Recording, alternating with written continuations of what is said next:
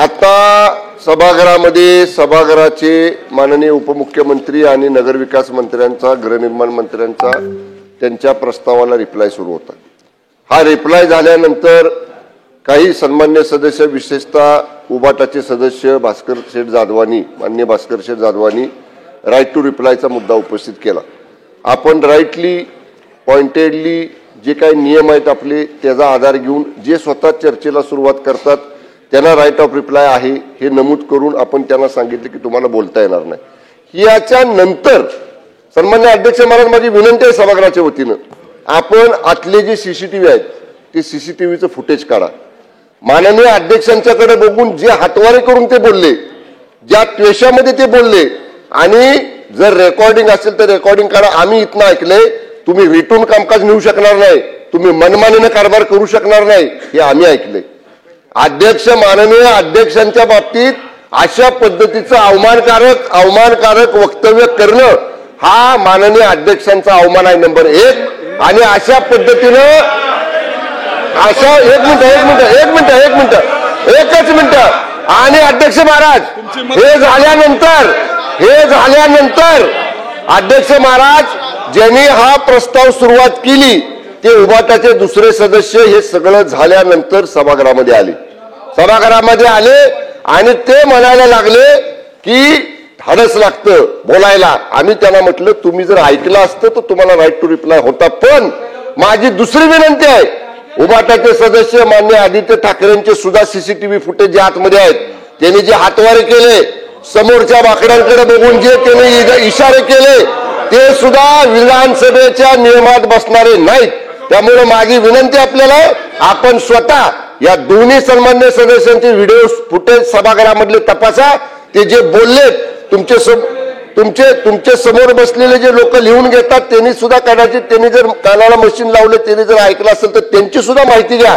पण माननीय भास्कर शेठ जाधवानी आपल्याकडे जे हातवारे केले एक तर त्यांनी आपली माफी मागितली पाहिजे, नाही माफी मागितली तर त्याला निलंबित केलं पाहिजे। आणि उबाटाचे सदस्य आदित्य ठाकरेंनी जे हातवारे केले जे इशारे समोरच्या बाकाकडे बघून केले जी दमदाटी करायचा प्रयत्न केला जे अर्वाच्य शब्द वापरले हे सगळं रेकॉर्डवर आपण तपासून बघा आणि त्यांच्यावर सुद्धा आपण कारवाई करा ही सभागृहाची आपल्याला विनंती आहे। ठीक आहे आता पुढे जाऊया बस नाही थांबा। अध्यक्ष महोदय या सार्वभौम सभागृहाचे आपण चालक पालक आपण सारे जण आहात। अध्यक्ष महोदय राईट टू रिप्लाय हा विरोधी पक्षाचा हक्क आहे, होऊ शकते। आता मला बोलू द्या साहेब, जरा शांतपणे ऐकायची पण तयारी ठेवा। अध्यक्ष महोदय आपण या सभागृह चालवण्याचे अधिकार आपल्याकडे आहेत आणि राईट टू रिप्लाय हा विरोधी पक्षाचा अधिकार आहे। होऊ शकते की एखाद्या वेळी काही कामानिमित्त ज्यांनी सभागृहामध्ये चर्चेला सुरुवात केली ते उपस्थित नसतील, पण ह्या सभागृहामध्ये आपण अनेकदा उदार अंतःकरणाने अनेक निर्णय घेतलेले आहेत। आणि जर सत्ताधारी पक्ष आदरणीय अध्यक्ष महोदय माननीय उपमुख्यमंत्र्यांनी हे नमूद केलं होतं की विरोधी पक्ष आणि सत्ताधारी पक्ष एका रथाची दोन चाक आहेत, दोन्ही सारखी चालायला पाहिजेत। ते जर त्या राईट टू रिप्लायला उत्तर देण्यास होते तर आपण द्यायला हरकत नव्हती अशांची भावना आहे। अध्यक्ष महोदय त्याचबरोबर जे तुमचा मुद्दा समजला, मला समजला। बसून घ्या।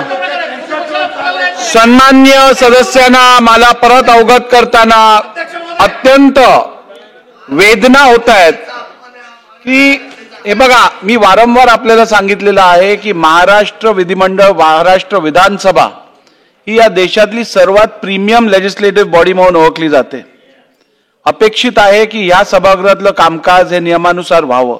यापूर्वी काय झालं जर ते नियम बाह्य झालं असेल म्हणून परत काम नियम बाह्यच व्हावं अशी तुमची अपेक्षा असेल तर मी ती अपेक्षा पूर्ण करू शकत नाही। एक नंबर 2 सभागृहाच्या माहितीसाठी भास्करराव जाधवांनी जेव्हा उभं राहून राईट टू रिप्लायचा उल्लेख केला त्यावेळेला मी त्यांना स्पष्ट शब्दात सांगितलं राईट टू रिप्लाय हा केवळ चर्चा जो प्रस्तुत करतो जो सुरू करतो त्याला असतो।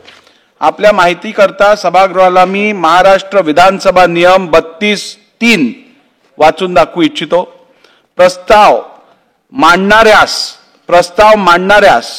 चर्चेच्या शेवटी उत्तरादाखल दुसऱ्यांदा भाषण करता येईल व त्यानंतर चर्चा समाप्त होईल असा स्पष्ट नियम असताना आपली अपेक्षा आहे का नियमबाह्य काम या सभागृहात व्हावं? आणि एक लक्षात घ्या तुम्ही की ठीक आहे, तुमच्या मनाविरुद्ध एखादी गोष्ट झाली असेल पण ती नियमबाह्य निश्चितपणे झाली नाहीये. मी भास्कररावांना एकदा नाही तर दोनदा संधी दिली की नियमबाह्य काम काय होत आहे हे त्यांनी सभागृहाला सांगू दे. आणि शेवटी चेअरचा अवमान करणं, चेअरवरती आरोप करणं हे जर आपल्याला योग्य वाटत असेल तर मी हा विषय अधिक काय बोलू इच्छित नाही. परंतु नाही ना, बसून घ्या, ऐका, बघा, मला बोलू द्या, असं करू नका, नाही असं करू नका. शेवटी विधानसभेच्या अध्यक्षांचा अवमान माझ्या मते हा सभागृहाचा अवमान आहे.